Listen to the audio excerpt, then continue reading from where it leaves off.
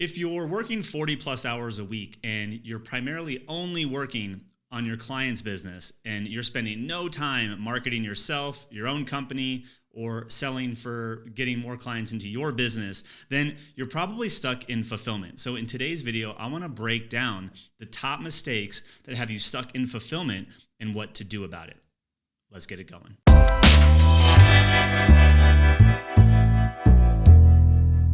What's going on, guys? Welcome back. Greg here from AltAgency at AltAgency.com. And like I said, I want to talk about being stuck in fulfillment and maybe some things that have caused you to be stuck in fulfillment that kind of snowball up and make growth really, really difficult. And then a few things that I believe you should put into place or start doing to start removing yourself from this challenge that is going to prevent you from growing. So without further ado, let's jump right in. But before I do, actually, you should go ahead and hit that subscribe button and that notification bell because we drop videos like this each and every week. All right, let's go.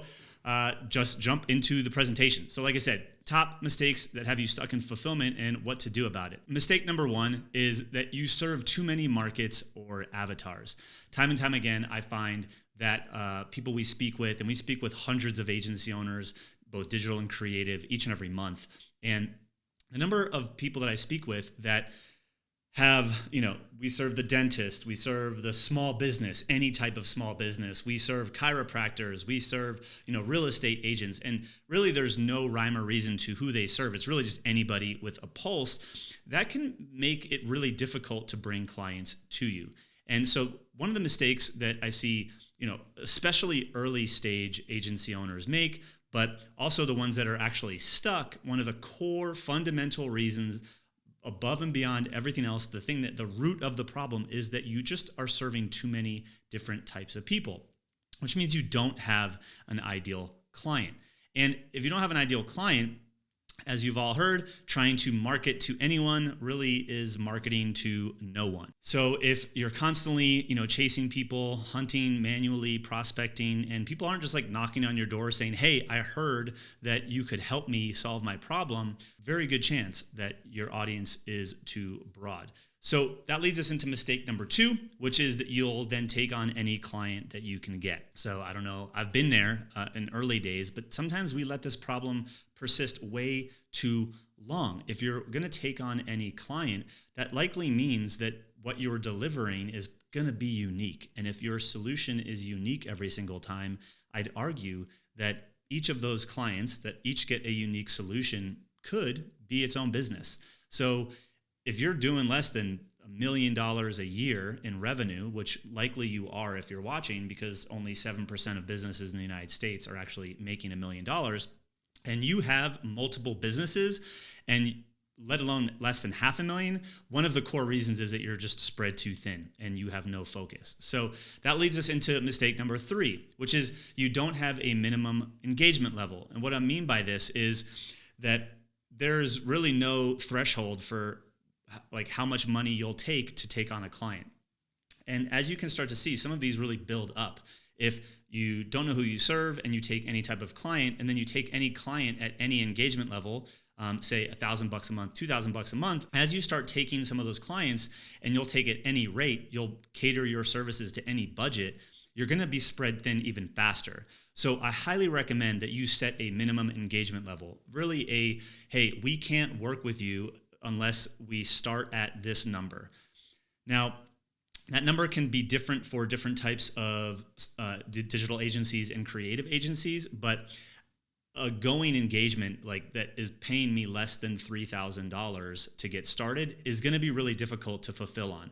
Now, if it's $3,000 a month, depending upon what you're delivering, that might work. But one of my like bare minimum like baseline is the LTV of the client, lifetime value of the client, needs to be at least $10,000 within 12 months. So annual value of a client needs to be at least $10,000. And we need to be collecting a good portion of that up front so that we can get paid for the work, because usually most of the work is up front. So if they're going to pay you $10,000 spread out over a year, but you incur, $4,000 of costs to do the work in the first 30 days, you're going to have a difficult time growing, which leads to the next mistake, that you have no lead generation system. So when I say you have no lead generation system, usually that stems from the fact that you serve everybody. And that usually means that not enough people know you exist. And so if not enough people know you exist, that's probably why you're manually hunting and prospecting, relying on referrals and all of that stuff. And as I've alluded to a little bit earlier, it's tough to market this concept of we can help anyone. We can help anyone with anything. And that's why, like I said, you are manually hunting and prospecting, because even your referrals wouldn't know how to explain to someone else that you can help them, because what you gave them is likely unique to them, and everyone that they speak with doesn't always have the exact same problem. Yet you're still relying on referrals, which is no bueno. And that actually creates an increased pressure to take any client. As you can start to see, these things are starting to snowball. You don't have a minimum level engagement. You'll serve just about anyone with a pulse and or that will give you any sort of money. And because you don't know where the next client is coming from, you're more likely to feel pressured to take the next possible person that you might just, even if it's a tiny bit, be able to help. And worse, if you have existing clients and all of that is true, you don't want to lose any, right? So you're relying on referrals. There's increased pressure to, work with the next client, but you also have increased pressure to not lose any of your existing clients as well, which leads us to mistake number 5, that you actually let your services expand. So you're working with a client, right? Maybe they came in for a website or something like that. And you don't know where the next client is because you have no pipeline, because nobody knows you exist, because you serve everybody, and that's how you show up in the world. You don't want to lose that client. So when that first project is coming to an end and they say, hey, can you also do insert whatever they ask you to do, social media, run our Facebook ads, and you say yes, your service offering becomes you saying yes, which leads into now you're expanding your service menu based on things that your current client is asking you to do, which is really slowly turning you into an employee of their business, right? You're becoming a full service agency that has one client, which really is going to make you super dependent on that person. So you're going to be spending more time with that one client, leaving you less time to go get more of the right clients just because you're afraid. So you let your services expand outside of your expertise, which usually means you need to hire more help and hire that help on stuff that you don't really know much about. So they're like, hey, can you help me with social media? You built my website. And then you're like, yeah, sure. And then you go talk to your friend who's a freelancer who does social media. And now you have to pay them to figure it out. And there's really not much money left over, because to hire someone that does stuff that you don't know how to do usually is expensive. So you're hiring expensive help, which leaves little left over for you. So I don't know if that's you or if that's a situation that resonates with you, but it leaves little left over for you, and you just start to over-deliver, creating unrealistic expectations from your client, right?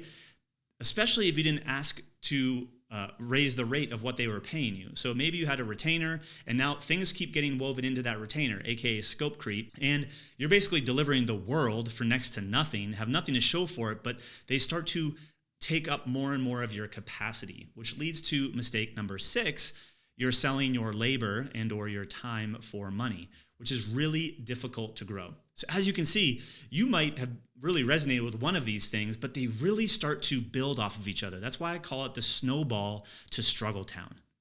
The snowball to struggle town. So the question is, well, what can you do about it, right? If this is you and you're stuck in fulfillment and now you're like, oh my God, this is why things are broken, I want to share what you need to do. And really it's quite simple, but you have to build this thing by design, not by default. By taking what you can get, by serving everybody, you have no intention, you have no vision except to just collect the next dollar so that you can try to move forward. But if you start to move forward with intentionality, then you're going to be able to join me, my friends, hop along, because we're going to hop onto the elevator to expansion. And that's what I want to take you through. So how do we start to grow our business and remove ourselves from fulfillment? So First step number one is to decrease the time we're spending in fulfillment.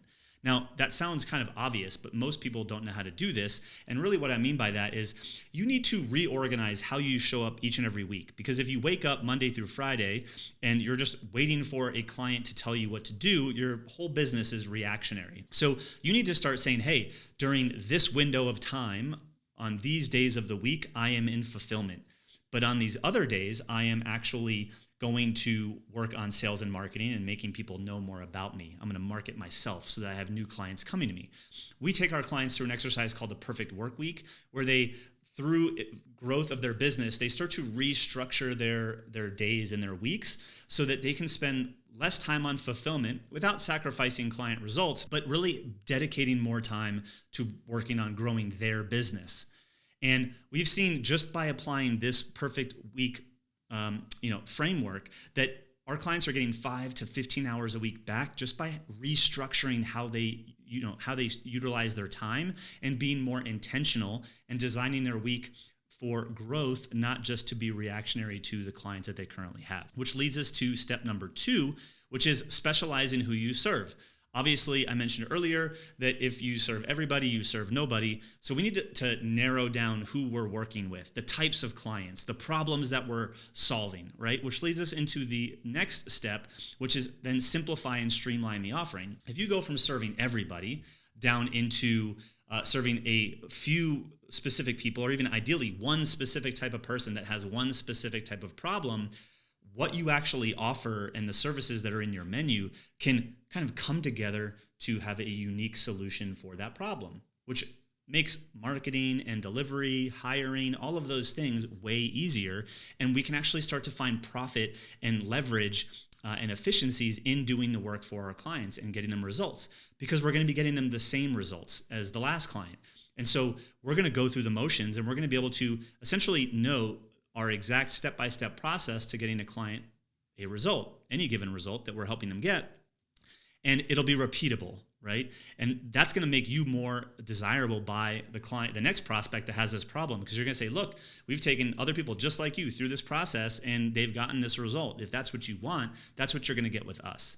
Okay, so the streamlining the offer looks a little bit like this from a process perspective. We're going to take all of your services and distill them down into a core service. We call that your signature service. And then you're going to go get a handful of clients and you're going to deliver that service and refine it. So yes, that means you're going to go package up this new thing, probably removing some things that you do right now that are inefficient, that you're not really great at. Go get a few clients to go through this new refined offering, and you're going to learn from that process and you're going to tweak and refine and improve. Okay? Then from there, we get to go install our minimum viable lead generation system, because now we have a core service that solves a specific problem, which is going to allow us to go to the market with a specific message, attracting people that want that solution as well. All right. So now we're going to start having people coming to us.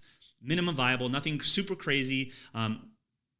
Minimum, if any, ads at all. Just a marketing process, a marketing engine to start bringing people to you that are aware of this new offering that you have. Then once we've gotten comfortable doing the delivery of this, for some people, this will be a matter of just taking 3 or so clients through it. Sometimes this will be, this could be a 3 to 6 month process, all depending upon, your existing level of expertise before we got started. So a handful of clients go through this process, a little bit of time passes, and then we expand your offering, right? This is step number 5 to getting out of fulfillment. We expand our offering so that we get paid for our thinking, not just for our labor. So what this looks like is we jump back to that core service that we've been working on. And like I said, we've installed that lead gen system. Now we want to add a done with you revenue stream. So we're going to raise the price of our core service and deliver and refine this new offering. Now this new offering in almost 80+% of the time is going to be exactly like your core service, but delivered differently, delivered as coaching or consulting or a training for your client. So it's going to be way more done with you and likely one-to-many versus one-on-one, if that's making sense.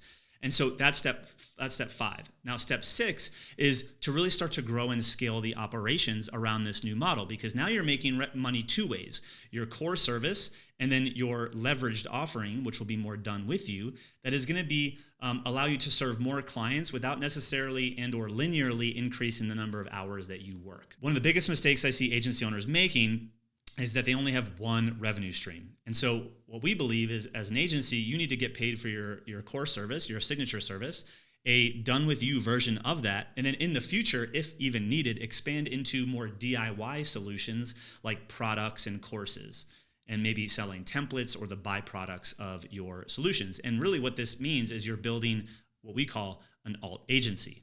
And so that's what we help our clients do. And when you build an alt agency, what you're going to find is that you're going to be more profitable. Your business is going to be more predictable when it comes to lead generation, to sales and income and profits and clients getting results. And you're going to be able to do all that with working less hours, making your business more scalable and honestly more enjoyable. One of the things that I find that our clients share in working with us is that they fall in love with what they do and how they serve people, because they got back to mastering their craft. So if this sounds useful to you and you want to move through those 6 steps with us, and we'll hold your hand through a proven process that over 300 agency owners have now gone through, I'm going to drop a link in the comment section below for you to schedule a call with our team. We're going to ask you a bunch of questions. You can tell them that you watched this video here on our YouTube channel. I highly encourage you to check out some of the other videos if this is the first one you're watching. And we'll kind of explore what your business and agency looks like now and why you're stuck in fulfillment, and how to actually start making taking some of these 6 steps to transition out of being stuck in fulfillment and have a more an agency designed by or built by design, not by default. So hope this found you well. Let me know what your biggest takeaway is in the comment section below. And again, if you would like to chat with someone on our team about how this can apply to you, go ahead and jump in the comment section, grab that link, pick a time that works for you, answer a couple questions, and we'll have a human-to-human conversation about how this might work for you. Otherwise, again, hope you enjoyed. See you next time. Peace.